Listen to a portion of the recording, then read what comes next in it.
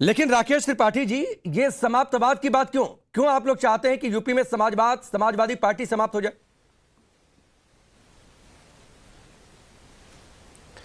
देखिए राकेश जी, इसमें भारतीय जनता पार्टी का योगदान कम और समाजवादी पार्टी का योगदान ज्यादा है।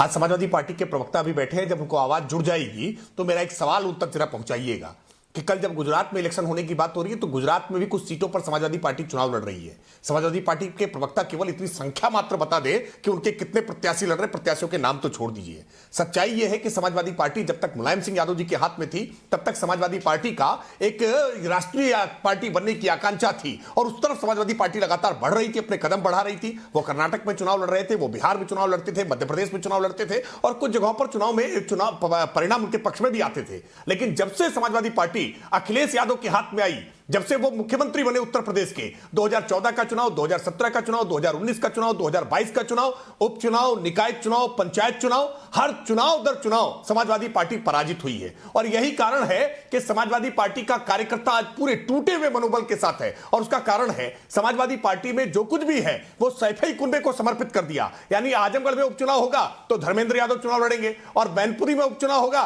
तो डिंपल यादव जी चुनाव लड़ेंगे। सपा का कार्यकर्ता क्या जिंदाबाद मुर्दाबाद नारा लगाने के लिए है? और उसमें भी परिवार में भी मैं, मेरी बीवी, मेरे बच्चे, केवल इतने तक परिवार की कल्पना को सीमित कर दिया अखिलेश यादव जी ने। वरना धर्मेंद्र यादव जब चुनाव लड़ते हैं भाई तो उनको वोट मांगने के लिए उनके लिए नहीं जाते, उनके नामांकन में नहीं जाते। लेकिन मैनपुरी में जब पत्नी चुनाव लड़ती है तो घर घर जाकर के वोट की अपील कर रहे हैं। ये सारी बातें समाजवादी पार्टी का कार्यकर्ता नहीं। ये सवाल मेरा इसलिए भी था राकेश जी कि मुख्यमंत्री योगी आदित्यनाथ कहते हैं कि मैनपुरी में भी रामराज्य आ जाएगा, तो यूपी में बाकी जगहों पर रामराज्य है लेकिन मैनपुरी में रामराज्य नहीं। अभी